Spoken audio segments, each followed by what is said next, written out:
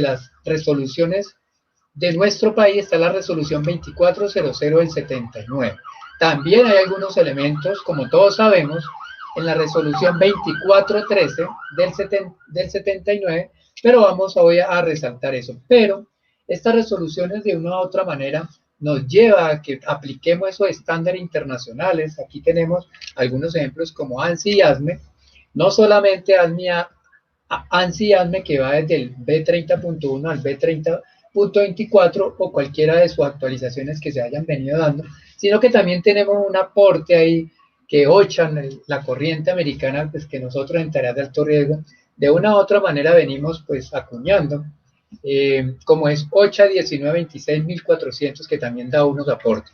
Y entre el estándar ANSI-ASME, pues con el ingeniero estaremos pues desglosando algunos elementos y todo va a estar moviéndose en parte desde estos estándares, no solamente para el tema de torregrúas, sino también el tema de los aparejos en términos de linga, ganchos. Ahí vamos a estar también bordeando al final de la jornada esos dispositivos de elevación que tienen que ver también con el tema de izaje, con el ASME B30.23, todos sus sistemas de elevación de personal, donde de pronto empieza a llenarnos esos aparentes vacíos que algunos coordinadores de altura en los procesos de formación que venimos haciendo nos preguntan, que en el artículo 18, artículo 19 de la resolución 1409 del 2012, pues para algunos pues no es suficiente el abordaje de los sistemas de acceso. ¿Dónde están estas plataformas elevadoras de personas? Llámense tipo manlift, tipo de tijera, entre otros, carro canasta, entre otros, como vamos a estar viendo al final de la jornada. Y pues recordemos que todos estos estándares, adicional al permiso de trabajo seguro para izaje de carga, pues tenemos un instrumento complementario puntual que es la herramienta del supervisor de izaje, que es el plan de izaje. Entonces, por eso la importancia que esos supervisores de izaje tengan una idoneidad la más alta posible para que puedan hacer esa labor de manera responsable. Dentro de la resolución 2400, resaltar algunos artículos de una manera muy rápida, porque más adelante se van también a abordar. El artículo 411. Este artículo 411 nos habla de que se deben hacer inspecciones periódicas. Y cuando estamos hablando de inspecciones periódicas, pues alguien debe hacer esa inspección.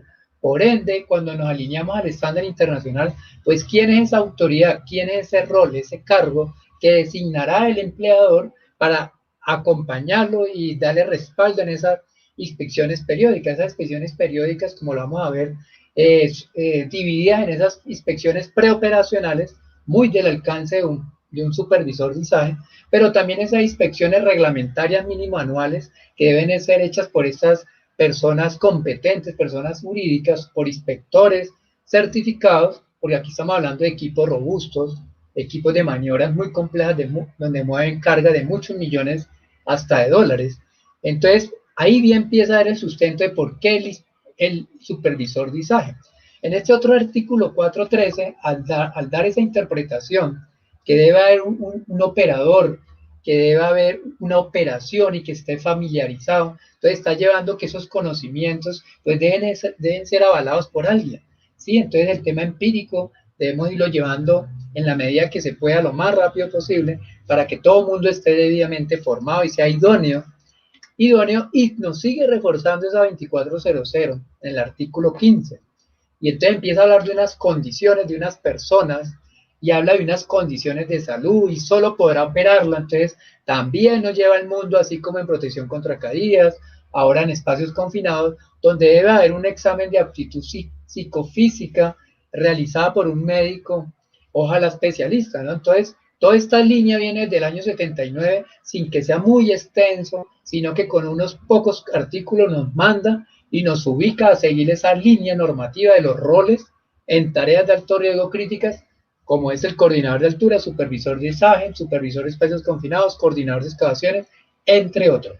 El artículo 426 habla de personas que designa el patrón. Entonces, ese término, cuando nosotros nos vamos a la 1409, dice que el coordinador de altura es designado por el empleador, el empleador, lo único que cambia es que aquí dice patrono, y ahí dice empleador, pero es el mismo patrono, y el empleador ya viene del año 79. Entonces, cuando hay una designación que es que es estandarizada, regulada, controlada por el área de seguridad en el trabajo, talento humano, en representación de ese empleador, pues eso debe venir acompañado por un perfil, como vamos a ver, por unas competencias, y más cuando está enfrentado a una situación tan compleja como esta.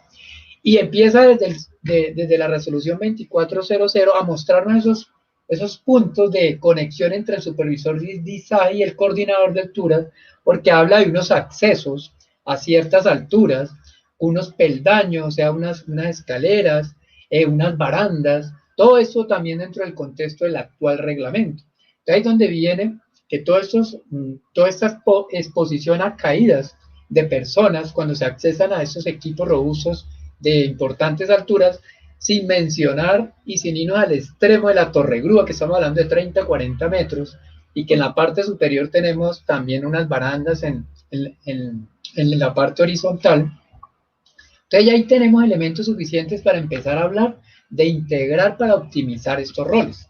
Y viene para ya pasar al tema preciso, viene ese llamado, el área ISAGE que siga en esa buena línea, el área ISAGE que siga en esa buena línea de la planificación y de trabajar de cerca con el área de seguridad y salud en el trabajo, en el manto, en la sombrilla del sistema de gestión.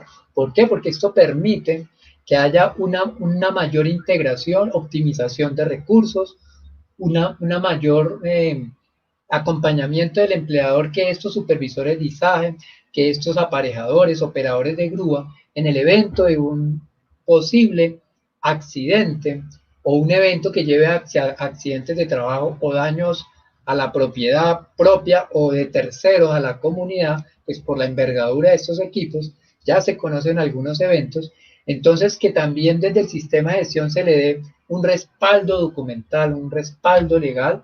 Nuestro abogado estará pues también abordando este tema y pues no olvidar que todo viene del diseño. Entonces los fabricantes vienen aportando desde el diseño de estos equipos cada día con estándares más exigentes, tecnología para que le ayude a ese operador de equipo a de pronto hacer unas maniobras con mayor confiabilidad.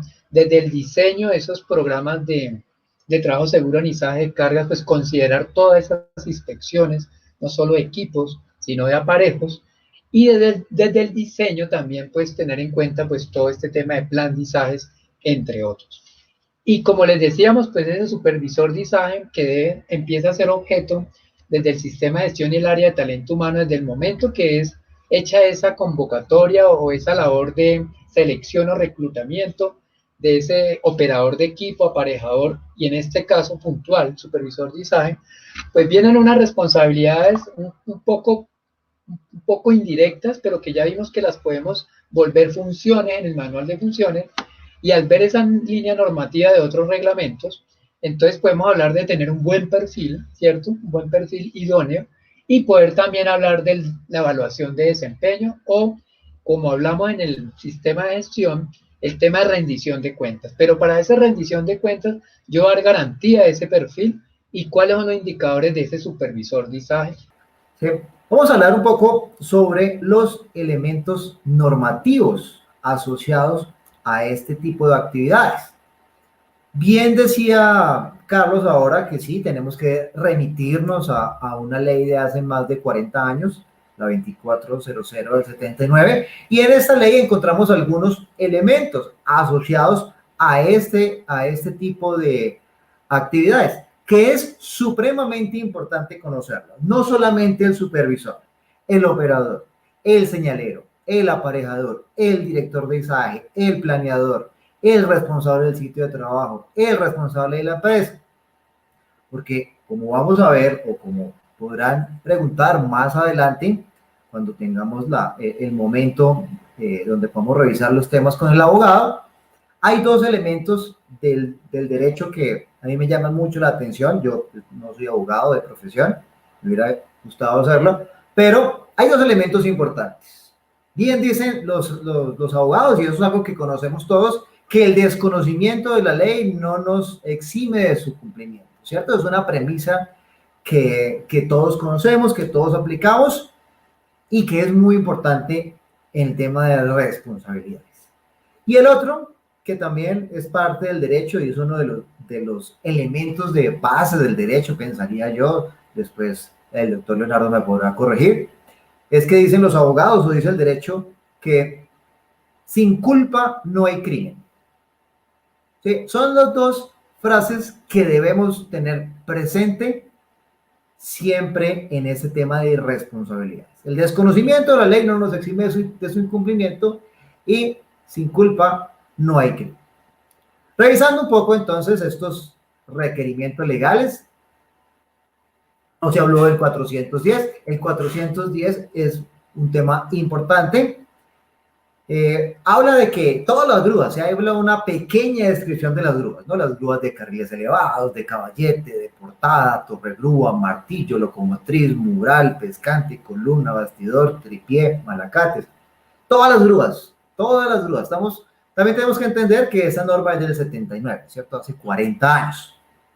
En ese contexto, pues el lenguaje viene asociado a ese año, ¿no? Como bien nos decía Carlos, ahora no habla del empleador, sino habla del patrono, porque era el lenguaje que se utilizaba en ese entonces. ¿Qué es lo importante de este artículo? Del 410. Sé que esas grúas se diseñarán para la carga máxima que va a mover y esta no deberá excederse.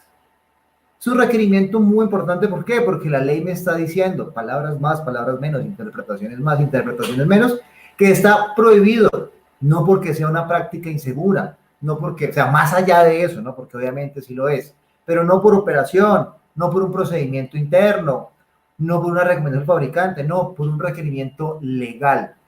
Está prohibido sobrecargar los equipos. Y fíjense que la ley no dice, excepto cuando, no, dice, no deberá excederse la capacidad nominal para la cual está diseñado el equipo. O sea que si un puente grúa es para 5 toneladas, pues su máximo peso va a ser 5 toneladas. Si tenemos un accidente y dentro de la investigación se identifica que el puente grúa se sobrecargó por cualquier condición, por carga, por viento, por fuerzas externas, por cargas dinámicas, cargas inducidas, por cualquier otra situación diferente a la carga, se sobrecargó el equipo y eso generó el accidente, estaríamos incumpliendo la ley. Por eso es muy importante conocerla, estos elementos. El otro que bien lo decía ahora Carlos, el 411 me habla de que los equipos, las grúas fijas, viajeras y malacates, ahí las agrupan en 3, se inspeccionarán periódicamente. Y aquí me abre un abanico muy grande de posibilidades, porque la ley me dice, ojalá, los equipos sí deben ser inspeccionados. Deben ser inspeccionados. No me dice quién, ya entraríamos a revisar quién, una persona asignada, una persona designada, una persona competente, una persona calificada, un ingeniero, como lo determine, no está establecido en la ley. Pero sí me dice que es una inspección periódica. Aquí es muy importante tener en cuenta, porque pues, la ley obviamente no me establece que es una inspección periódica, pero si nos vamos a normativas internacionales como ASME, ANSI, entre otras, nos define que la inspección periódica es aquella inspección que se hace en intervalos entre 1 y 12 y máximo, con la palabra máximo 12 meses. O sea, una inspección periódica es aquella que yo hago en intervalos de 2 meses, de 3 meses, de 6 meses, de 9 meses o de 12 meses como máximo. ¿Por qué hago la anotación? Porque es muy común que todos los equipos en Colombia y en muchos países latinoamericanos tengamos la práctica de que no, las grúas van a inspeccionarse cada 12 meses. ¿Ok? Pero ¿bajo qué argumento? Porque 12 meses puede ser mucho, como puede ser muy poco. La norma ASME, por ejemplo, si alguno de ustedes quisiera tomar una referencia, establece 3 parámetros para definir esa periodicidad. 1, la frecuencia de uso. Es diferente el desgaste que va a tener una grúa, por ejemplo, que esté trabajando 24 horas al día, 7 días a la semana, 365 días al año. Va a tener un desgaste mucho más alto que una grúa que trabaja esporádicamente 1 o 2 veces al año. Muy seguramente para una grúa es suficiente los 12 meses. De pronto para la otra que tiene un mayor nivel de uso, un mayor nivel de desgaste, un mayor nivel de deterioro, de pronto habría que revisar si valdría la pena hacer inspecciones con menor frecuencia. El otro elemento que me establece ASME es frecuencia de uso, es severidad de uso. Porque es muy diferente una grúa de 10 toneladas que esté levantando cargas de 1 tonelada a una grúa de 10 toneladas que esté levantando 9, 9 y medio, 10. ¿Sí? ¿Cierto? Porque las condiciones de severidad de uso va a hacer que tengan un mayor nivel de desgaste, un mayor nivel de deterioro. Y el otro es la severidad, pero de las condiciones del sitio de trabajo donde está el equipo. ¿Por qué? Porque pues, aquí tenemos personas de todas las regiones de Colombia y algunos otros países. Es muy diferente el desgaste que pueda tener una grúa en la ciudad de Bogotá, en la ciudad de Medellín, a una grúa que puede estar en la ciudad de Cartagena trabajando frente al mar o en un muelle, o en un puerto. Las condiciones ambientales van a ser diferentes. Es diferente una torre grúa que esté trabajando en un sitio donde hay poco viento a una torre grúa donde esté trabajando en condiciones adversas de viento. Los elementos ambientales van a ser diferentes. Tomando en cuenta esos tres elementos, frecuencia de uso, severidad de uso y severidad del sitio de trabajo, yo voy a definir esa inspección periódica que me pide la ley con base en parámetros técnicos y no simplemente no porque lo hacemos cada 6 meses porque es la práctica usual aquí. Ok, está bien, pero en caso que tengamos un accidente, la pregunta que nos harán es que si ese establecimiento de ese periodo de inspección es el adecuado, con base en qué argumento se ha determinado esa inspección. Basándonos, obviamente, en normativa ASME, porque la ley es clara, el 411, que dice que inspección periódica. También tenemos uno de los que ya han hablado, el 413, que es que solo el operador de la planta entrará en la cabina. Yo quiero resaltar de ese artículo del 413 que ese artículo me establece un perfil básico que debe tener el operador de los equipos de izaje.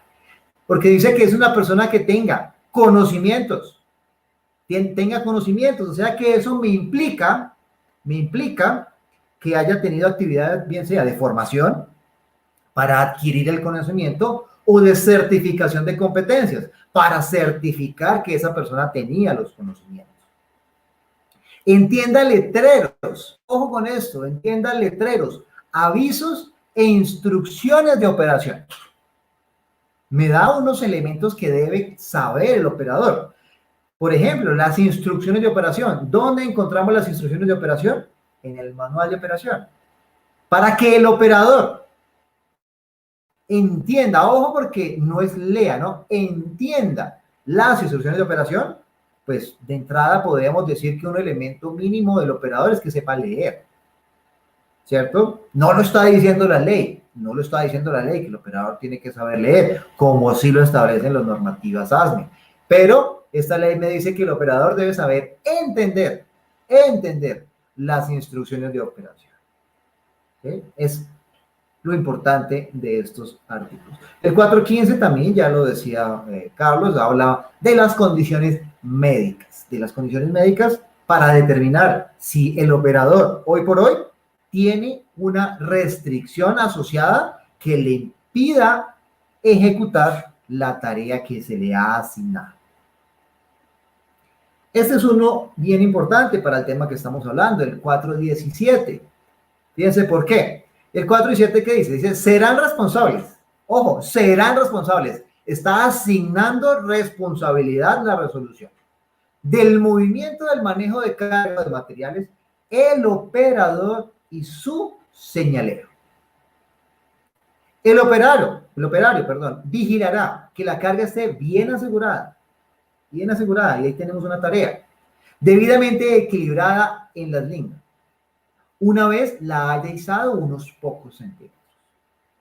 No lo digo yo, no lo dice Carlos, lo está diciendo la ley. Cuando el operador no pueda ver la carga, no tenga contacto visual con la carga y esté operando por medio de señales de mano, de silbato, de campana, de otros medios, recordemos que del 79, la responsabilidad de vigilar la carga esté bien asegurada y debidamente equilibrada en la línea será de la persona que supervise la ISAE. Y eso es lo que lo hace importante para nosotros, porque es el artículo 417 en el cual entra por primera y única vez, en los demás artículos no aparece este rol, el supervisor. Y se le asignan responsabilidades. O sea que la ley reconoce que bajo ciertas condiciones puede existir un supervisor, puede existir un supervisor, ¿cierto? Debemos tenerlo en cuenta, debemos conocerlo y debemos hacernos la pregunta en nuestras compañías. ¿Estamos teniendo en cuenta estos elementos de cumplimiento legal? Vamos a hablar un poco sobre las responsabilidades del supervisor. ¿En cuanto a qué? En cuanto a la operación. Aquí tenemos varios inconvenientes. Ustedes vieron, la 2400 me habla o me insinúa que bajo ciertas condiciones puede haber un supervisor. La normativa ASME y ANSI, el supervisor de mensaje es un rol que no existe, no está. Habla de la normativa ASME pasa del operador al supervisor del sitio de trabajo. Y del supervisor del sitio de trabajo pasa al director de ISAE. Es decir, que no tenemos un punto intermedio. La normativa habla de supervisor de sitio y habla de director de ISAE. Entonces, ¿qué hicimos acá? En Colombia y en los países de Latinoamérica como Ecuador, como Perú, como Argentina, como Guatemala, como Panamá, como Costa Rica? ¿Qué hicimos? No, es que nosotros tenemos una figura que se llama supervisor de ISAE porque siempre la hemos tenido. Pero revisando lo que dice la norma, el supervisor de ISAE hace un poco más de lo que la norma dice que hace el supervisor de sitio. Y de hecho hay algunas cosas, la norma dice que el supervisor de sitio, que mi supervisor de ISAE no lo hace. Pero cuando yo reviso las calificaciones o las responsabilidades del director de ISAE, pues no son muchas y tampoco mi supervisor llega hasta allá. Es más bien un punto intermedio entre el supervisor de sitio y el director de ISAE, y ahí cuadramos nosotros a nuestro supervisor de ISAE. ¿Sí? ¿Que se tiene? Sí se tiene. ¿Pero es normativo? No, no es normativo. En las normas ASME es una figura que no aparece, hablando del supervisor de ISAE. Dentro de esas responsabilidades básicas, porque esas responsabilidades van a variar de compañía en compañía, de sector en sector. ¿Por qué? Porque no están reguladas, no aparecen en ningún lado. Entonces, para una compañía, el supervisor de ISAE debería hacer algunas actividades, para otra, el supervisor debe hacer otras cosas. Entonces, aquí ponemos como responsabilidades básicas. No es que esté escrito en piedra, ¿no? Esto va a cambiar, esto es dinámico, porque debido a que no está regulado, no está normalizado, puede llegar a variar de compañía en compañía. Lo único sí que tenemos claro son las actividades del supervisor. El supervisor está dentro de sus roles y responsabilidades, es el aseguramiento. El aseguramiento, no la ejecución. La ejecución la va a hacer el operador, la va a hacer el aparejador, la va a hacer el señalero, pero el supervisor está ahí precisamente es para ¿qué? Para supervisar las actividades de ISAE. Entonces, ¿qué tenemos? Por ejemplo, coordinar operaciones simultáneas. ¿Sí? Coordinar operaciones simultáneas. Asegurar la preparación del terreno donde va a realizar ISAE. ¿En cuanto a qué? En cuanto a las vías de acceso, si son las adecuadas para el tamaño del equipo, si el espacio es el adecuado para el montaje, porque muchas veces llega la grúa al sitio de trabajo y cuando van a desplegar los estabilizadores nos damos cuenta que no es el espacio adecuado y es cuando empezamos a tener problemas y empezamos a hacer desviaciones al procedimiento. Restricciones de tráfico, condición, capacidad portante. Asegurar que los operadores cumplen con el perfil que se ha establecido por la compañía en temas de experiencia, en temas de entrenamiento, en temas de certificación. Fíjense, la palabra clave del supervisor es asegurar. Asegurar que se han identificado y controlado las condiciones adversas que podemos tener en nuestra operación, como cuáles, como viento, lluvia, neblina, iluminación, condiciones ambientales de diferente índole que se nos pueden presentar. Asegurar que se han identificado las capacidades del equipo y los pesos de la carga, ¿cierto? Parte de lo que se conoce como el plan de izaje. Asegurar la toma de medidas para el control de la operación cuando esté en cercanía a líneas eléctricas. Fíjense que la palabra clave del supervisor es asegurar. Asegurar el cumplimiento de los requerimientos legales cuando sea aplicable. ¿Sí? Cuando sea aplicable. Autorizar operaciones especiales, planes de izaje críticos, como puede ser izaje de personas, que por ahí he visto en el chat que han mencionado un poco sobre esto, o izaje con 2 grúas, o izaje de cargas especiales, y velar por la supervisión adecuada de las maniobras. Si ustedes se fijan muy bien, las responsabilidades que sugerimos acá, que ponemos como responsabilidades básicas, están muy enfocados en lo que es el aseguramiento. Pero eso tiene un trasfondo, porque para que un supervisor pueda asegurar que se han identificado y controlado todas las condiciones adversas que pueden afectar la maniobra, es porque de entrada yo ya estoy diciendo que es que mi supervisor la sabe identificar y sabe si el operador hace o hizo una buena identificación o no. Si yo digo acá que una responsabilidad del supervisor es asegurar que se ha identificado la capacidad del equipo, es porque el operador sabe cómo hacer el plan de izaje y puede determinar si el operador está haciendo o no un buen plan de izaje. Es decir, influye mucho el tema del entrenamiento o la certificación, que era parte de lo que veníamos a hablar en estos. Que hay varias inquietudes sobre la ONAC, sobre el tema del proceso de certificación de por ejemplo, el supervisor de izaje frente a la ONAC y que hay entes autorizados por la ONAC. Yo creo que con eso le damos satisfacción a algunas inquietudes del público y al final continuamos con más preguntas. Ok. Bueno, básicamente, ¿qué es el ONAC? ONAC es el Organismo Nacional de Acreditación de Colombia. Es el ente que el gobierno le ha asignado esa función de acreditar las actividades de conformidad en Colombia. ¿Sí? Los CRC deben estar acreditados por ONAC para que sean válidos. Los de la revisión técnico-mecánicas, los CDAs, también para que sea válida tiene que estar acreditado por ONAC.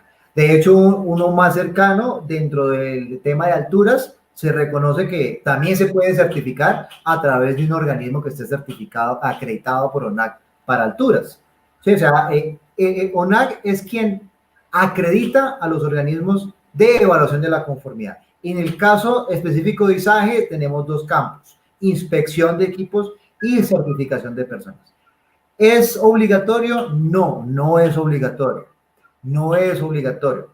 Las certificaciones en izaje de cargas en Colombia están dentro del campo voluntario, diferente a los CDAs, diferente a los CRC, diferente a la inspección de gases, diferente a lo de metrología. En temas de izaje, las acreditaciones son voluntarias. No, debido a eso mismo, a que no tenemos un reglamento técnico asociado a la actividad de izaje. Perfecto. Quisiera pues reforzar esa salvedad de que esa forma de decirlo pues que es voluntario, porque no existe una resolución o un reglamento técnico específico, pero en la primera parte, y lo que dijo el ingeniero y lo que vamos a seguir abordando, es que recordemos que estamos en el contexto también de la seguridad y salud en el trabajo, que existe un decreto 1032 del 2015, se debe haber diseñado un sistema de gestión, y que si hacemos gestión y hacemos formación, incluso frente a unos riesgos que pueden llegar a tener menos impacto frente a que unos trabajadores, un operador de equipo, que está de por medio mucha energía, mucha robustez de estas grúas, torregrúas, que conocemos que hay impacto cuando una torregrúa falla. Pues tenemos bastantes eventos donde afecta a la calle, la comunidad, ha afectado pues cierta parte incluso de de, del escenario externo, por ejemplo, de las obras. Entonces esto nos lleva a reflexionar de que no nos olvidemos de que cada norma, cada requisito no se puede mirar de manera individual, sino dentro de la seguridad y salud en el trabajo. Y que cuando ocurre ese daño a ese trabajador, bien sea que sea el operador, pues cae en un tema de ARLs, de una calificación de un accidente de trabajo que facilito termina un accidente grave o mortal, pues yo no puedo estar esperando, como pasa con otras tareas de alto riesgo, eso no exime. E igualmente en la industria, por ejemplo, hidrocarburos se hace con mucha rigurosidad todo el tema de trabajo en caliente. Así no exista todavía un reglamento de trabajo en caliente, se usa estándares internacionales de hace muchos años, porque ante todo está en el ISAE de carga, en el tema de tareas de alto riesgo es cuidar la operación, cuidar incluso la continuidad del negocio, no tener paradas de obra, no tener paradas de proyecto. Entonces, nos lleva también a hacer un parangón de lo que se viene ahorita, que a pesar que existe, es una comparación un poco pues, con el respeto de todos, es que si tenemos un coordinador de alturas que sí debe ser obligatorio su certificación, él dentro de su parte de ser mayor, de ser más aún idóneo, entonces se habla que en el mercado afuera está disponible para el coordinador de altura, y ya muchos lo hicieron, está la forma voluntaria de fortalecerse en el tema de andamio, como uno de los sistemas de acceso del artículo 18 y 19 de la 1409. Y estaba de manera, cuando él escoge mejorar su idoneidad, entonces tiene dos caminos. Hacer el curso de supervisor de andamios, a lo colombiano, a lo criollo, que simplemente se respalda con una constancia de la persona, del proveedor el que le dé la formación, pero tiene otro nivel que es ser persona competente en andamios. Y ahí ya se va a ese proveedor a un requisito mayor, con una evaluación, con un tema de Estados Unidos, con la SAIA, y puede ser persona competente. Entonces sí es que hay dos caminos dentro del voluntario, pero ¿qué es lo que está por encima? Que yo tengo que evidenciar que cuando yo le suelto un equipo, cuando yo le suelto un andamio, cuando yo le doy esa designación como empleador, pues tiene que ir acompañado. ¿Y cómo garantiza que es idóneo? Independiente que haya un requisito normativo específico, ante todo es que sea idóneo, porque estoy poniéndole en las manos de él a un operador, a un supervisor, a un aparejador, un equipo de muchos millones de pesos, incluso de dólares, y de por medio la seguridad de mucha gente que está circundante. Entonces eso sería un abrebocas del tema que viene ahora. No sé, ingeniero Ricardo, ¿qué más para poder continuar? Claro, no, o sea, hay que tener en cuenta, como bien lo dice Carlos, la acreditación o la certificación de competencia acreditadas son voluntarias, pero hay que ir más allá, ¿cierto? O sea, en el caso de que tengamos un accidente, nos van a decir, bueno, se pudo, o sea, se tomaron realmente las medidas porque la persona no era competente. Entonces, ¿cómo terminó operando una grúa?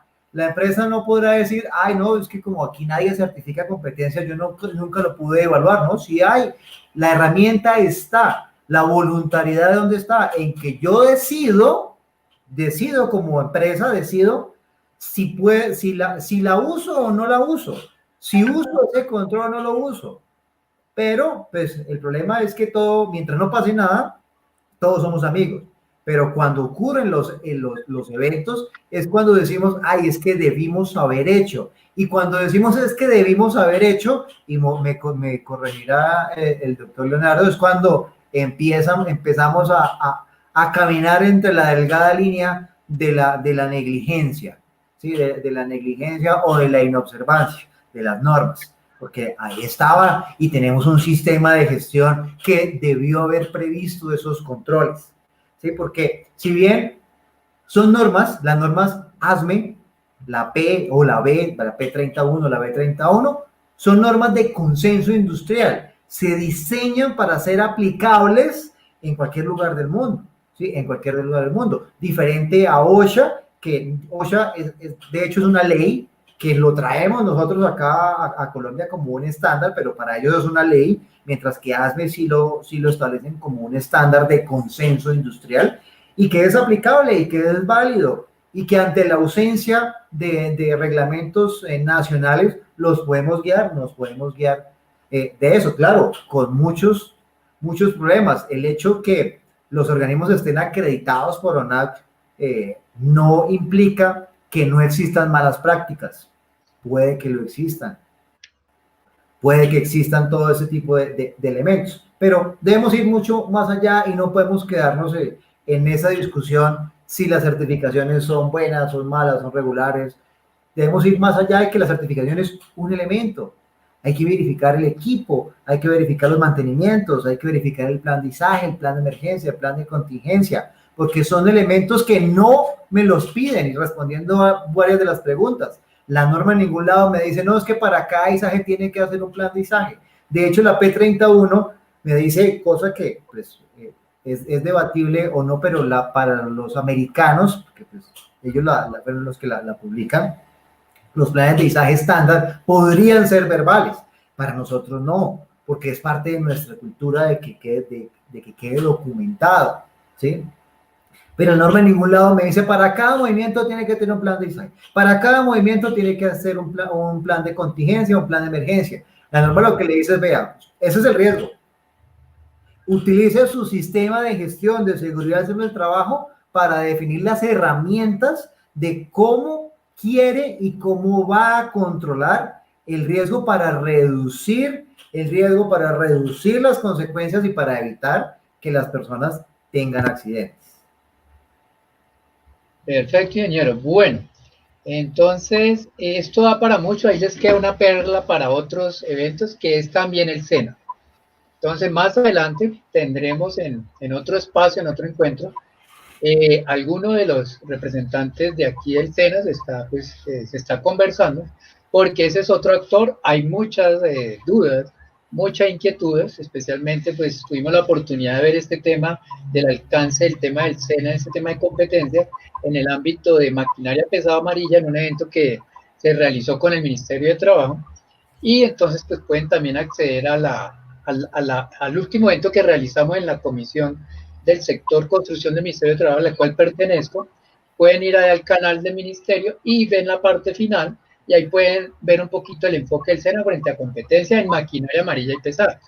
Pero más adelante vamos a hacer todas las gestiones por ustedes para traerlo en el contexto del izaje, claro.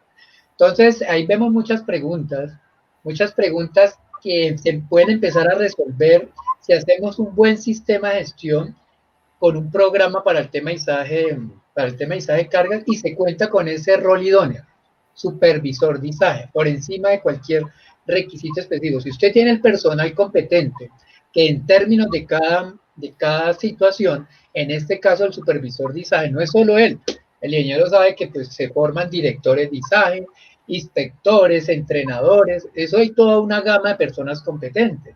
Aquí estamos hablando tan solo de un rol, y que pues de él depende mucho el éxito del aparejador, que es como el coequipero de él, y también depende mucho el tema del operador de grúa, pero por encima de eso, dependiendo del tamaño de la operación y de la empresa y del enfoque que le están dando, ya se están formando directores de izaje. Entonces, si no tenemos un supervisor de izaje que sea confiable, pues ¿a quién le vamos a soltar ese plan de izaje? Si el plan de izaje va a ser parte de un permiso de trabajo de pronto izaje en el contexto de un sistema de gestión, pero digamos que la herramienta más cercana es el plan de izaje, y los que ya conocen cómo es calcular algunos elementos de un plan de izaje, pues vaya a ver si uno no es idóneo para comprometerse con esa firma. Entonces, la respuesta es que necesitamos seguirnos formando de una manera acreditada y formal, y eso nos conviene a todos. Perfecto, entonces, ingeniero Ricardo, muchas gracias. Vamos a hacer el comparativo, algunos aspectos entre el supervisor de izaje, el coordinador de alturas. ¿Cuál es la intención? Que lo que está el coordinador de alturas y toda esa línea normativa, ¿cuánto le puede aplicar para que salgamos de tantas dudas de pronto, si no queremos dar un paso de cada día ser unas personas más idóneas? Entonces, eso que vamos a hablar ahorita, el coordinador de altura le puede alimentar a usted varias de esas inquietudes que tienen ahí, Y cuando usted cuenta con esa persona, le puede resolver al interior de cada empresa esa casuística de algunas preguntas que vemos en el chat. Entonces ahí está la respuesta. Necesitamos a alguien que nos conteste en casa. Porque afuera en los eventos se pueden dar unos argumentos, parámetros, pero así el ingeniero, así de pronto yo o alguna de las otras personas expertas le dé respuesta a una pregunta suya, pero el que le pone sello al interior de la empresa para tomar una decisión en la gestión del riesgo o en la operación, pues es un supervisor de ISAP. O sea, la autoridad es él. Puede que uno lleve razones a la empresa, que allá dijeron, pero eso no tiene peso si no pasa por las manos de esa persona que fue designada, lo dice por ahí en el artículo 4 algo de la 2400, que es ser designado. Entonces le damos paso, ingeniero, al tema. Muchas gracias. Pues vamos a cargar la presentación y nos vemos, ingeniero, ahorita en los dos intermedios para seguir resolviendo inquietudes. Muchas gracias. Estoy atento.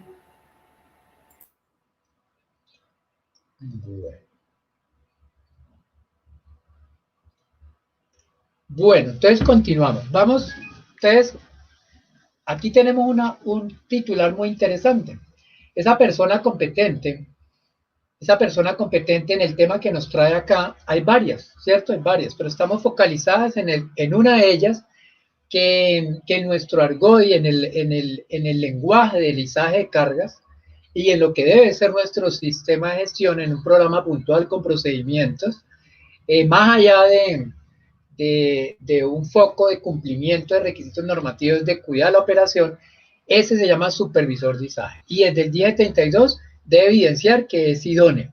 Eso está por allá en el 224.6.8, en uno de los numerales del 1072, que sean roles específicos, responsabilidades específicas e idóneo.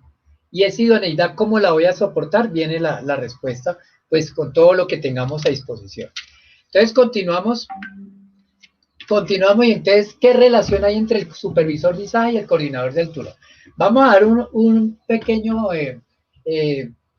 paseo muy rápido como un primer abordaje. Esta conferencia la hemos venido dando pues en algunos escenarios. Toma bastante tiempo. Aquí vamos a dar unos tips para que pronto analicemos hacia el futuro cómo integrar más estos cargos o estos roles especialmente. Entonces tenemos que el 1072 nos recuerda, en ese artículo 8, nos habla de una responsabilidad de comunicación y una asignación de esas responsabilidades específicas. ¿Qué responsabilidad debe haber en el lizaje? Unas responsabilidades de autoridad, de autorización por medio de un plan de lizaje, que en muchas empresas lo hacen parte de un permiso de trabajo de lizaje, y entonces viene ese rol, esa responsabilidad específica, y acá no necesitamos ningún más reglamento. Simplemente cogemos la 2400, la 2413, cogemos la preocupación de que no deben ocurrir eventos, que no debe afectarse en los equipos, y aquí podemos sustentar que necesitamos ese supervisor de lizaje. Y tenemos que esa rendición de cuentas. Entonces, si usted no designa un supervisor de lizaje, no lo tiene bien formado, si afuera existe una forma de acreditarlo, pues qué mejor para usted poderle entrarlo en un tema de rendición de cuentas. No esperando pedirle cuentas cuando falla la grúa, hay volcamiento y puede haber un accidente de alta severidad o un daño a la propiedad o una torre grúa, etcétera, o una carga de mucho dinero donde se estropea una carga que de pronto va para un cliente que va a entrar a la cadena productiva, incluso de la manufactura. Entonces, esto no solamente es construcción, no es solamente hidrocarburos, ¿cierto? Esto afecta a cualquier tipo de industria, porque todo esto inicia en los puertos, todo esto inicia en el momento de hacer cargue, e incluso cuando hablamos de puente grúas, cuando hablamos en la manufactura, metalmecánica, en cierta industria donde nos coge de sorpresa un tema con puente grúas, o incluso con equipos menos conocidos, menos costosos, que izan materiales, pero que también causan accidentes. Entonces ahí viene esa pregunta dentro del 1072, ¿cómo yo no necesito que me diga la legislación colombiana expresamente, sino que me vengo desde más arriba para poder tener un gana-gana? Tenemos otra parte de ese artículo 8 en el numeral 4 y nos habla de que se deben definir recursos. Entonces, esos recursos financieros, no solamente para comprar el equipo de izaje, el equipo de elevación de personas, sino también esos recursos técnicos y de personal necesario. Personal necesario en el sentido de que se necesitan unas personas competentes, no solamente para darle validez o validar un plan de izaje, sino para hacer la inspección preoperacional, la inspección reglamentaria con un ente reconocido, para de pronto para izajes mayores contar con un director de pronto izaje, como ya se cuenta, esto no es nuevo, para el diseño, implementación, revisión de medidas de prevención y control. ¿Qué es el plan de izaje? Es una medida de prevención. Y si cualquiera firma un plan de izaje, lo valida, pues imagínese el compromiso de ese sistema de gestión de que pues se esté permitiendo que no sea idóneo.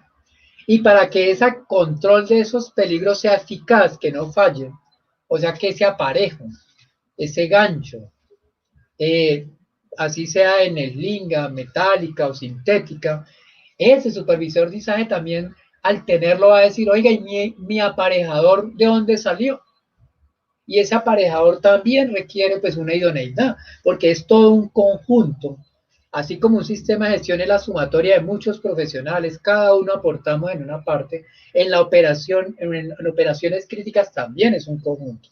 Puede ser que la grúa sea la de última tecnología, el operador sea el más, pero si allá en el aparejamiento, desde el diseño, desde la adquisición, del área de compras, y desde el momento de hacer la conexión de esos aparejos, falla, pues ahí nos tiramos todo, una parte del eslabón o un eslabón puede afectar toda la cadena. Entonces ahí queda esos pequeños tips del 1072 y nos venimos a la 1409, que nos da elementos para el tema de coordinador de alturas. Y entonces nos habla de que se seleccionarán tomando los riesgos valorados. Entonces el supervisor, ¿qué también hace? Hace una identificación, ¿cierto? Por eso también se necesita de pronto una ATS, como lo hacen muchas empresas, dentro de un permiso de trabajo, porque el plan de izaje de por sí solo está muy enfocado, esa es a la maniobra de la operación y del equipo y muy puntual al izaje.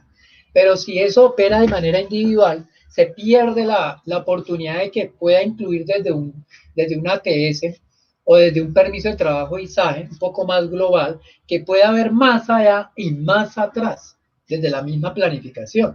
Cuando uno ve la esencia de los permisos de trabajo en la 1409, en la 491, en la 5018 del 2019, en el 1886 del 2015, donde usted reúne una cantidad de articulados y le da suficiente poder para decir, donde yo necesite un permiso, así sea en izaje, pues ahí ya tengo suficiente argumento. Y entonces tenemos que en ese numeral 5 de la 1409 nos habla de que hay unos procedimientos como ascenso, descenso, un tema de rescate, entonces nos vamos a una torre grúa. Entonces, ¿qué pasa? Si nos va bien y hay un coordinador de alturas para estar pendiente del operador de la torre grúa, que va a hacer un acceso por el tema de la torre grúa, y de pronto controla el tema de riesgo de caídas, y está pendiente del tema de rescate, pero si ese supervisor de izaje es ajeno a esa parte y solo se concentra en su plan de izaje y es ajeno a la tormenta eléctrica, es ajeno a un tema de corrientes de vientos, donde el coordinador de alturas pues tiene que estar también pendiente del tema del rayo, tormenta eléctrica. Entonces viene esa pregunta, ¿qué relación hay entre el supervisor de izaje? Y se abre un camino hermoso y bonito en estos tiempos de optimización de recursos, de ser más efectivo en la gestión y eficaz en el control, donde queda esa pregunta. ¿Será que para algunos escenarios el supervisor de izaje, que es lo más fuerte en una maniobra de izaje, será que podrá de manera integral ser también coordinador de alturas? O viceversa, claro, para algunos escenarios, pero todas esas respuestas se las contesta uno al interior de cada empresa cuando está rediseñando los programas del sistema de gestión que tienen que ver con tareas de alto riesgo. Ahí queda la inquietud. Se dejan solo tips para poder analizar esa parte. Y entonces la 1409 nos dice, oiga, No hay reglamento de pronto dentro del ámbito de la responsabilidad civil en caso de que falle una carga y ha ocurrido, y esa caída de material, esa caída de objetos con daño al mismo aparejador como ha ocurrido, con daño a las personas que están cerca al área o a la zona de peligro de caída de materiales, y entonces a mí me podrían llevar más adelante en un accidente de alta severidad, fruto de una falla en un izaje de cargas, bien sea por grúa o torre grúa o puente grúa, incluso en una manufacturera. Me podrían llevar, como no tengo un reglamento específico, me podrían coger y llevar a un terreno de la 1409, porque la 1409 es integral, no solo caída de personas, como todos sabemos, sino caída de ¿qué? Objetos. Y habla de una zona de peligro. Cuando muchas veces se observan, cuando hay riesgo de caída de materiales en un izaje, donde va creando una zona de peligro de caída de objetos, y no es delimitada, no es señalizada, ni es controlada de pronto de manera integral por ese aparejador que a la vez puede ser señalero, que le podemos estar llamando señalero, y bueno, y eso nos va llevando más adelante a pensar en el ayudante de seguridad altura. Entonces, aquí dejamos algunas situaciones, y entonces viene otra situación, cuando se empiezan a hacer el levantamiento de personas en condiciones especiales, porque pues no me sirve un man lift, no me alcanza un carro canasta, no me alcanza una plataforma elevadoras tipo tijera. Entonces, claro, la industria, especialmente la construcción o del montaje de megaproyectos, se ve en ese escenario. Y entonces ahí viene y el coordinador de altura se mira con el supervisor y dice, ¿y aquí qué hacemos? La canasta está certificada. Pero y entonces le dice el coordinador, no, hasta allá yo no voy. Entonces el coordinador le dice al supervisor de ISAE, le dice, a pesar que va a hacer un levantamiento de una persona, pero va a ser con un equipo, con una torre grúa, entonces los dos tienen que estar trabajando ahí. Pero el supervisor de ISAE de pronto no tiene una autoridad superior, y más cuando no está tan reglamentado, pero el coordinador de alturas que está mirando, está pensando en esta escena antes de que ocurra y firmar un permiso de trabajo, debe recurrir ¿a quién? A la persona calificada en alturas, 1409. Y ya lo hemos realizado. Con el ingeniero Humberto hemos tenido algunas experiencias y las empresas están metidas en ese cuento donde tiene que entrar una persona calificada porque el coordinador de altura nos queda corto y el supervisor dice, no se puede confiar en el coordinador de altura. Entonces, ahí vamos atando cabos donde de acuerdo a ciertos escenarios, ese coordinador de alturas cuando está pensando solo en obra, pero le están paseando la carga, la varilla, el material, se la están paseando por encima del casco, y conocemos accidentes donde incluso se ha empujado con la carga a personas que están a borde de placa. Así, me acuerdo especialmente de un caso hace unos años donde es empujado con el balde, es sacado de la placa uno de los trabajadores y se vuelve una caída, pero se originó en un tema de manejo de cargas, en un tema de una torre grúa. ¿Y dónde estaba el supervisor? ¿Cómo se habla el coordinador con el operador? ¿O el coordinador está pensando es de lo que cae por debajo de sus botas? O sea, lo que está mirando del borde placa hacia abajo, retirar material del borde placa, pero no está mirando de lo que viene de arriba. Eso es del core, porque es de la 1409. Entonces, son pequeños tips para ir mirando cómo rediseñar esos programas y procedimientos de carga dentro del sistema de gestión, más allá de un tema de requisito normativo. Y entonces aquí vienen algunos llamados. Aquí vienen algunos llamados, algunas imágenes donde hay que rescatar la definición de peligro inminente, 90-708 del 2013, resolución 491 del 2020, la actuación en el 472 del 2015, la ley 1610 del 2013, y ir llevando a todo esto cuando estoy hablando de zona de peligro de caída de materiales. Y venimos en el peligro de cargas también suspendidas, accesos, hay barandas, entonces viene que si requiere curso, si requiere curso de alturas porque se sube al equipo, porque allá hay escalones, barandas, etcétera, si es avanzado, no es avanzado, si el supervisor de ISAE se nos pierde en el camino de no mirar integralmente el tema el tema de caída de personas y objetos. Entonces, facilito pueden no solamente incluir en un tema de incumplimiento de requisito normativo, sino que se le puede generar una problemática. Entonces, ahí viene a ese llamado y venimos aquí a estos equipos. Entonces, en muchas empresas se han hecho análisis donde ni siquiera este operador tiene un curso básico operativo en altura y puede llegar a tener una caída, donde se ha exagerado y le han colocado en otros lados curso avanzado. Pero si el supervisor de ISAGES habla con el coordinador de alturas de estas cosas, los dos se pueden tomar un muy buen café y poder optimizar recursos, poder reorientar esa gestión de manera integral. Uno para cuidar la operación, otro para cuidar el requisito normativo y otro para ahorrar platica. Porque ¿qué tal un operador que es que con curso avanzado? Que de pronto está un poco exagerado, ¿cierto? Y qué tal que no tenga nada y esté ahí en la duda y llega a ocurrir una caída desde allá, una caída desde allá donde se sienta y se viene de cara, facilito en el tema de responsabilidad civil, nos los puede configurar y nos pueden pedir algo. Entonces, eso se diseña a nivel de cada empresa, pero es un tema de reflexión. El acceso. Se conocen unos accidentes por ahí donde no se hace un control de acceso operativo de efectivo a las torregrúas, dependiendo en algunos escenarios. Por ahí hay unos accidentes donde la torregrúa se ha tomado para subirse personas, por allá de pronto un tema de sabotaje o suicidarse. Y entonces estamos rayando, ¿y dónde está el control de acceso? El control de acceso, no, hasta donde una señal prohibido, solo personal autorizado es suficiente.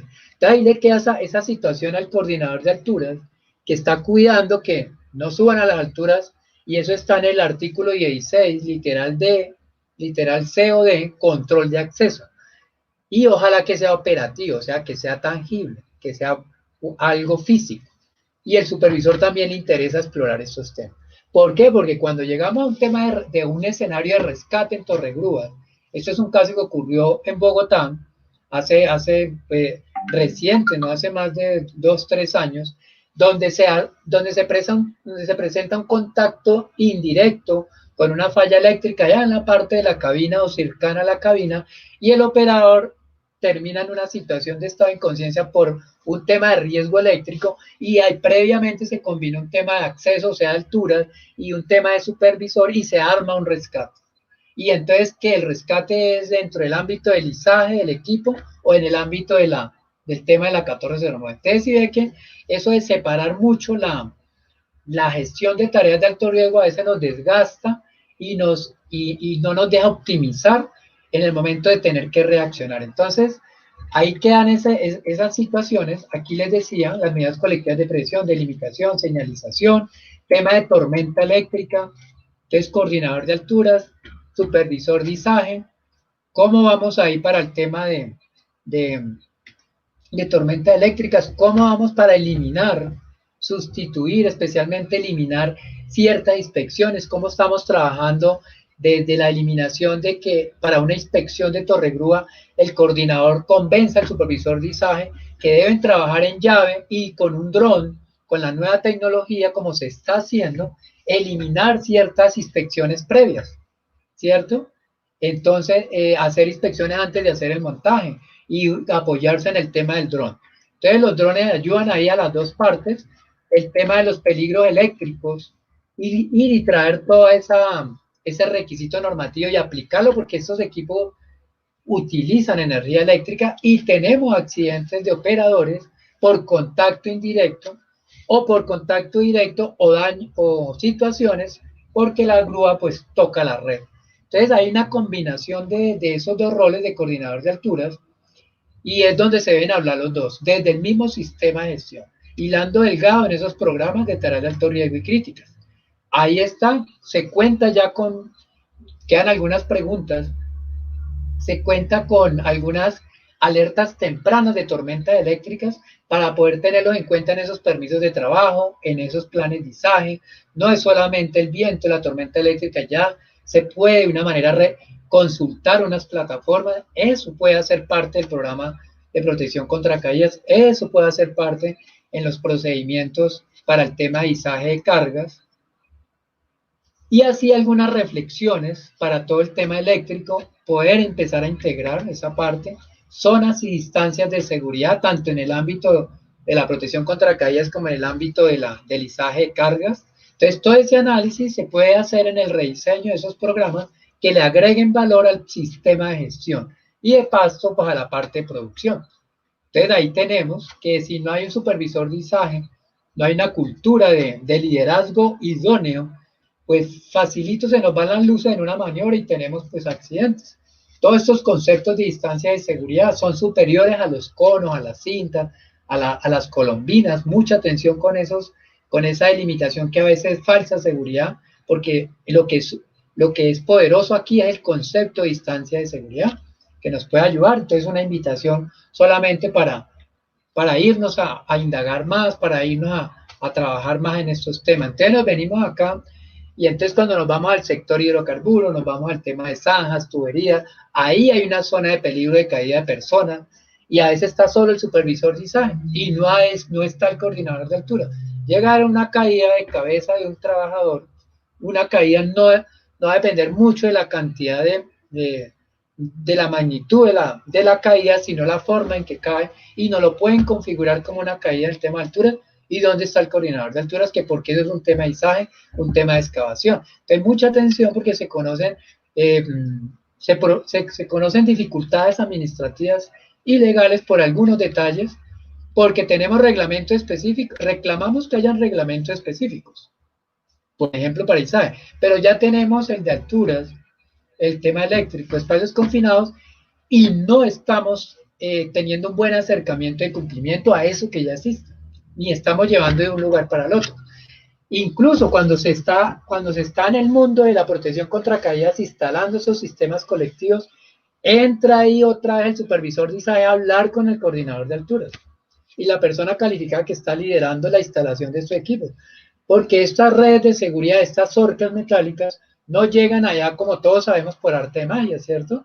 Tienen que llegar allá con el apoyo generalmente por una torre grúa. Se debe considerar un plan de izaje.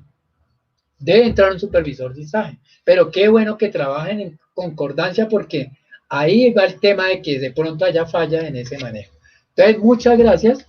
Muchas gracias y llegamos a este otro momento con el doctor Leonardo. Entonces nos preparamos para este momento legal y ya vendrá el tema del cierre con las preguntas. Entonces son pequeñas reflexiones, pequeños pues aspectos que nos va a permitir pues continuar. Entonces, doctor Leonardo, lo dejo ahí por el tema de tiempo, pues más adelante hacemos algunos temas de preguntas. Entonces, estimado doctor Leonardo, es todo suyo.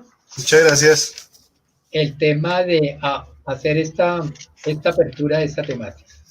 Bueno, muy bien.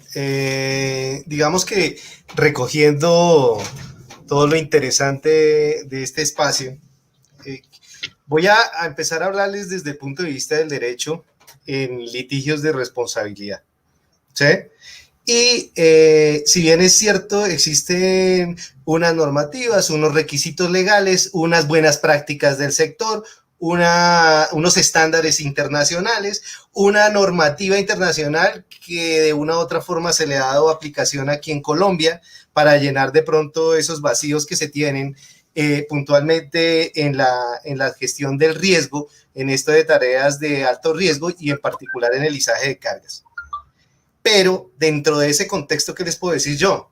Que cuando ocurre un accidente, entonces en este caso un accidente de trabajo, el enfoque de uno como abogado desde el punto de vista del litigio es buscar el nexo causal.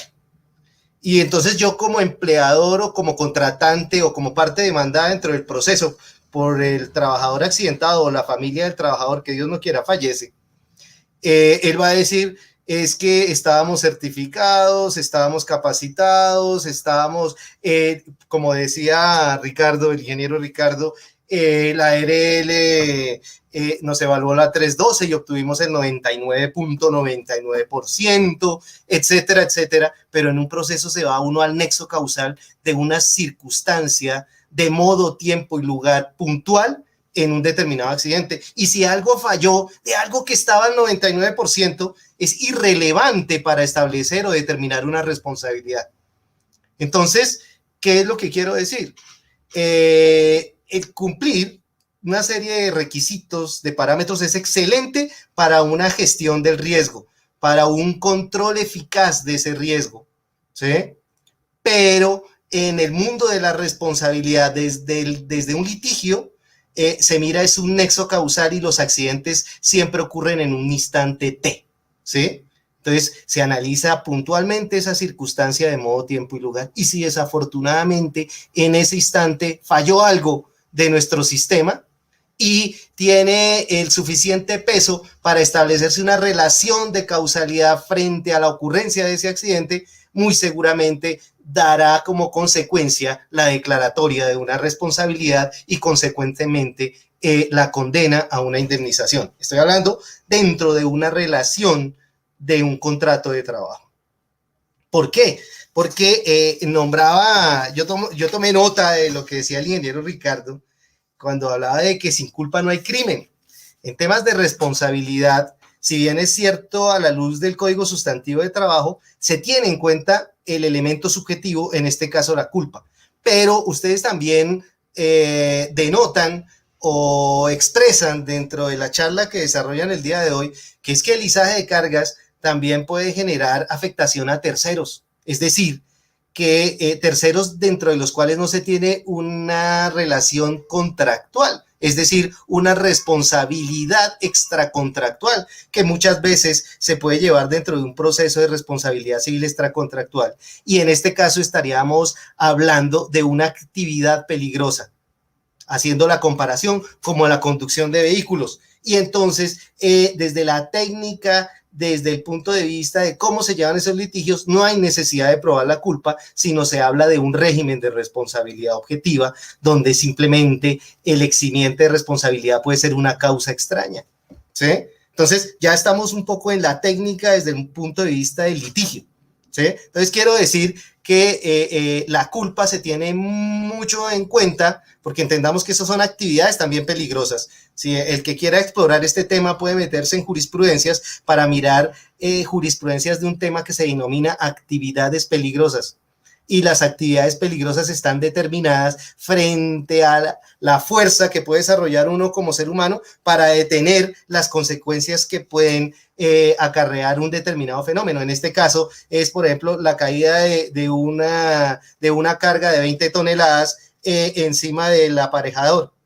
¿Él podría acaso con su fuerza, la fuerza de su mano, detener la carga? No, eso solo pasa en las películas, ¿sí? Es decir, que la energía desarrollada por esa caída de esa carga es N veces superior a la energía que puede desarrollar, en este caso el aparejador, para resistir esa consecuencia. De ahí es donde se califica una actividad peligrosa, y eso también se tiene en cuenta a la hora de entrar a analizar si la responsabilidad se va a llevar a través de un análisis de la conducta, es decir, de la culpa, o si se mirará objetivamente. ¿Qué sucede? Dentro de la culpa tiene unas características, ¿sí? Unos elementos que pueden ser la impericia, la imprudencia o la negligencia. Y es ahí donde la competencia, en este caso, por ejemplo, el supervisor de izaje, es fundamental, porque yo puedo tener un supervisor de izaje que puede estar certificado, pero que en la vida real no tenga ese conocimiento. Y entonces uno podría decir, la certificación en algunos casos puede ser un negocio, por ahí lo decían, y tenía el conocimiento, de pronto no, y entonces estaríamos, por ejemplo, frente a una impericia, no tenía ese conocimiento para poder desarrollar ese rol. Partiendo dentro de ese contexto que he tratado, digamos, como de traer para hablar de esta diapositiva de manera rápida por temas de tiempo, ¿sí? El empleador o el contratante en este caso, porque entendamos que el izaje de cargas se puede dar, como lo decía el ingeniero Ricardo, cuando hablaba, digamos, de esos criterios de ASME, de esos parámetros de frecuencia de uso. Entonces, cuando la frecuencia de uso es alta, muy seguramente el dueño de la empresa desarrolla también todo el tema de ese izaje de cargas, pero cuando es algo que es eventual, muy seguramente lo hace a través de terceros. Entonces, podemos hablar de empleador, contratante, contratista, una serie de actores que pueden estar presentes cuando estamos al frente del manejo de una carga. La frecuencia es fundamental y nos explicaba una serie de parámetros interesantísimos, la severidad del uso, la severidad de las condiciones, el lugar donde se trabaja, el tema ambiental, etc. Y entonces aparece una designación de un supervisor de ISAE, pero también nos hablan de que hay unos roles desde el punto de vista de las competencias que son menos rigurosos o con otra serie de conocimientos que puede estar antes y otros más adelantico, ¿sí? Entonces, ese supervisor que está ahí como navegando entre digamos, la parte como operativa y ya una parte, digamos, más de la gerencia del riesgo, ¿sí? Él generalmente tiene un vínculo contractual. Y cuando yo tengo un vínculo contractual, necesariamente ese vínculo, ya sea con un empleador, con un contratante, ¿sí? Ese vínculo generalmente está relacionado con unas funciones, con unos roles y deben existir unas competencias.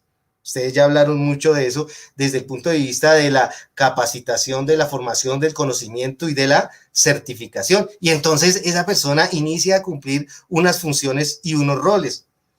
También lo he mirado aquí en el chat y es fundamental mirar de que cuando yo tengo esas funciones y roles, no vamos a confundirlas, al igual que también la norma de trabajo en alturas nos dice que el coordinador de trabajo en alturas no es un cargo, es simplemente un rol. Lo mismo pasa con el supervisor de ISAE. Pero ¿qué sucede? Cuando la frecuencia es muy alta y la empresa vive en eso, en un puerto, pues ese rol se convierte en un cargo, ¿sí? Porque es algo del día a día para todo. Pero cuando la empresa lo hace de manera más esporádica, pues se convierte en un rol dentro de un cargo donde desarrolla otras funciones adicionales. Y es ahí donde recojo lo que dice, por ejemplo, Carlos, que en muchos casos ese rol de coordinador de trabajo en alturas podría llegar a intersectarse con el rol de supervisor de ISAE. Entonces vienen, si ustedes miran la diapositiva, esas funciones están acompañadas de unas competencias, unos conocimientos, y desde el punto de vista de esa identificación de peligros y de valoración del riesgo, como lo decía el ingeniero Ricardo al principio, y es que esa es la entrada para poder hacer gestión del riesgo, es identificar y valorarlo, es ingresar ese ISAE de cargas de una manera responsable, de una manera consciente, de una manera rigurosa, de una manera tosuda dentro de mi matriz, para efectos de valorar efectivamente el nivel de riesgo y establecer cuáles son esos controles.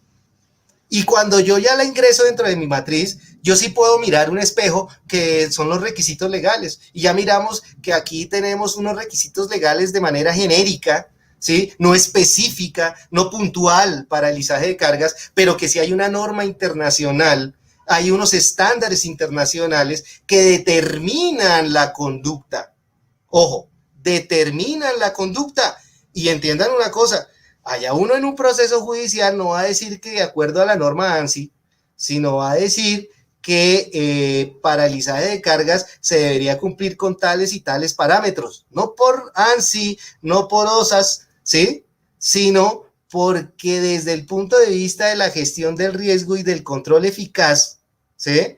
Debe ser de esa manera. O sea, no tendría yo que tener aquí en la 2400 que debajo de la carga no puede estar el aparejador, ¿sí? Porque como no lo dice la norma, entonces de ocurrir un accidente de esa forma, entonces no sería responsable. Metámosle lógica, ¿sí? Sería responsable y está expreso dentro de la norma que puede o no puede estar debajo, dentro de la norma colombiana.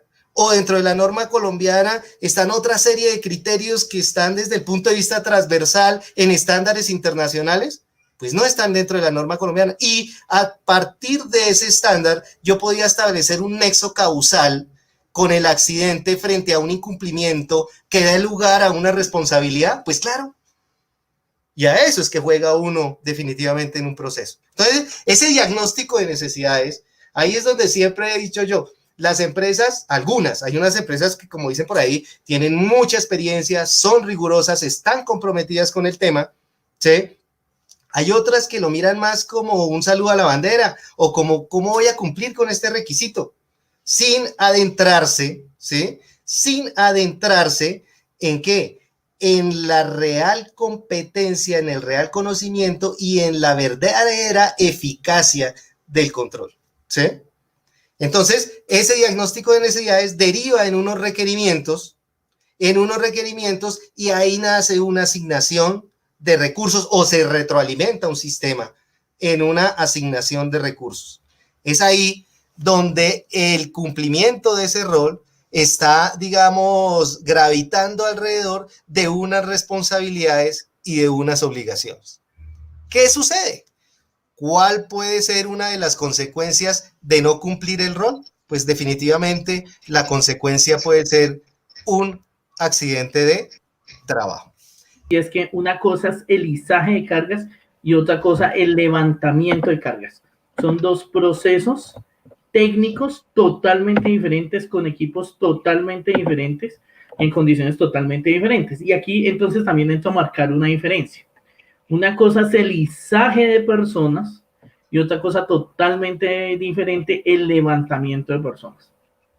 Porque son operaciones que se hacen con equipos diferentes y parten de premisas diferentes.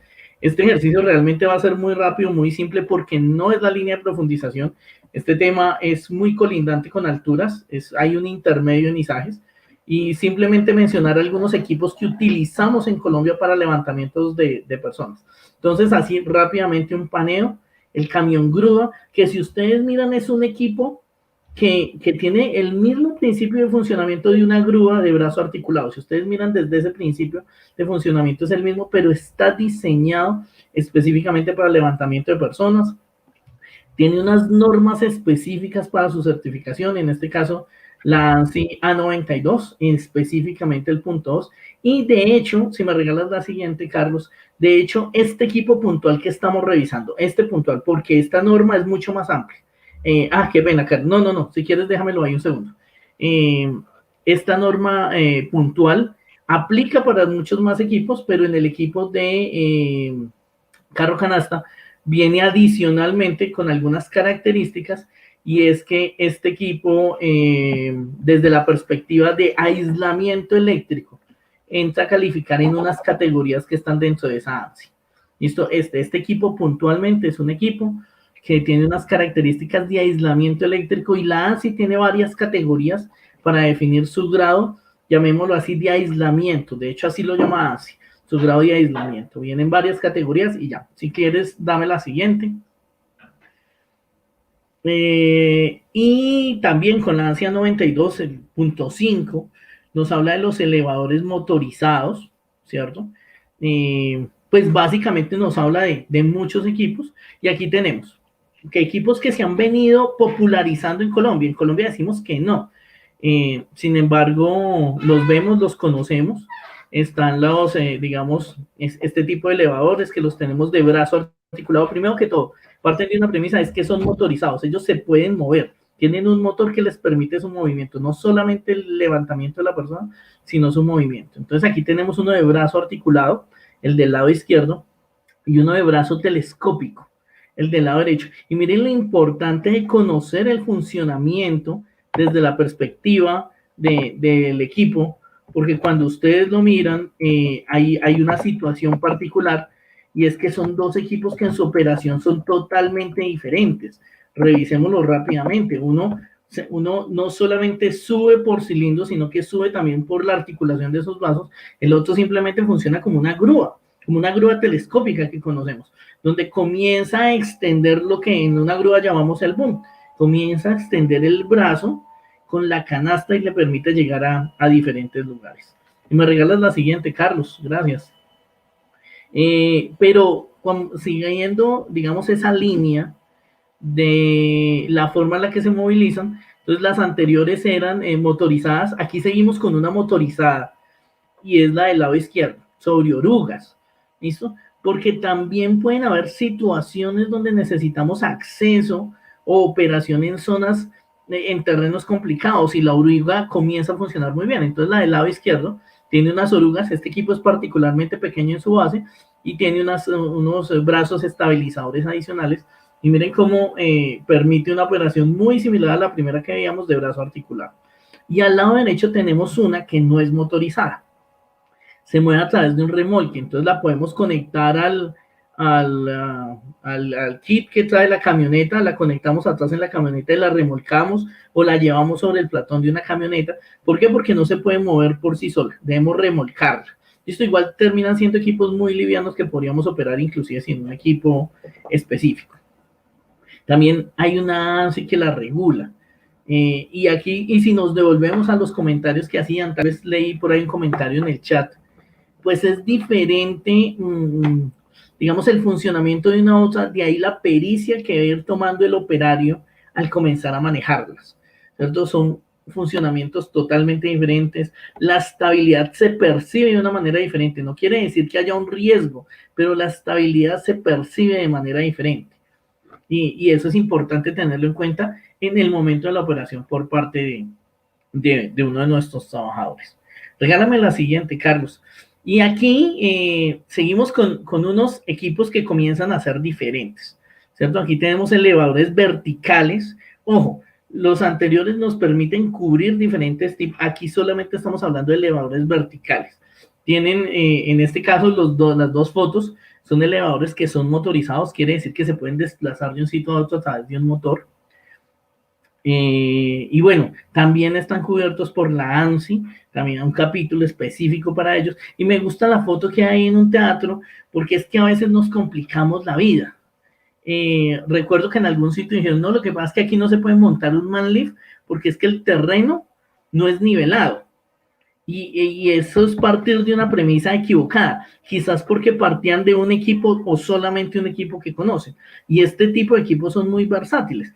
Si todos han entrado alguna vez a un teatro, o no importa, a un cinema, saben que el piso es inclinado. Y si ustedes alcanzan a verlo en la foto, Carlos, te agradecería, no me amplíes, a mí amplía la foto, gracias. Hay una base, hay una estructura base que permite tener un soporte nivelado para que el elevador pueda elevarse desde un sitio seguro. Y son herramientas que los mismos fabricantes han venido, y aquí cobra mucho valor lo que mencionábamos ahorita, y yo simplemente voy a hacer, me encanta una palabra que tú le utilizas, el parangón. Y aquí viene el parangón con esa persona que llamamos la persona calificada, de decir, oiga, hay alguien que me puede decir cómo debe ser esa estructura, cuánto debe resistir esa estructura, cuáles son las condiciones de esa estructura para hacerlo, porque realmente son temas viables. Regálame, simplemente en Colombia hemos sido libertinos con esto. Y yo he visto casos donde cogen el montacargas y le montan una estiba y sobre la estiba se monta la persona. Entonces, claro, no se trata de ser tan abiertos como para permitir ese tipo de operaciones, pero en el mundo esto se ha venido desarrollando. O sea, hay gente que construye normas de manera muy responsable. Hoy en OSHA no se escriben normas basadas en el pensar y en las opiniones. Se escriben normas basados en el desarrollo de investigaciones. Se hacen normas basadas en el desarrollo y la innovación de la protección contra caídas, por ejemplo. Entonces, simplemente dejo algunas foticos y yo creo que me parece interesante ver, si bien esto es fácil y la operación de estos equipos nos permiten mucha libertad, muchas cosas, el problema no es de libertad, el problema es de libertinaje, porque cuando no entendemos cómo operan y no se siguen los manuales del equipo, nos comienzan a suceder situaciones. Regálame por favor las últimas foticos, Carlos. Ingeniero Humberto, para el tema de la canastilla, para los que quieran de pronto ampliar un poquito, hicimos un pequeño descripción del proceso que se ha realizado en algunas empresas que tienen que tomar la decisión si comprar canastilla o una plataforma elevador de personas. Y entonces hablábamos, pueden ahí suscribirse al canal Rescaira y buscar el primer encuentro de coordinadores de alturas, que se hizo 2 partes, creo que en la parte 2, encuentro de coordinadores de alturas, ahí se habló del tema, y pues se resume de que debe participar la persona calificada en alturas, el tema del fabricante, y también pues que la canastilla de por sí puede estar certificada, pero la canastilla sola no va a hacer la tarea de elevación. Hay que pensar en el sistema como tal. Entonces pueden irse a esa parte y ya le podemos ampliar un poquito más el tema. Continúe, ingeniero. Sí, si me regalas las siguientes foticos, Carlos, te agradecería mucho. Entonces ahí estamos viendo algunos imágenes de accidentes, de situaciones que nos afectan y que nosotros no queremos que sucedan en nuestras operaciones. Pero es entender que una canastilla de estas no es prenderla, coger y echar para arriba.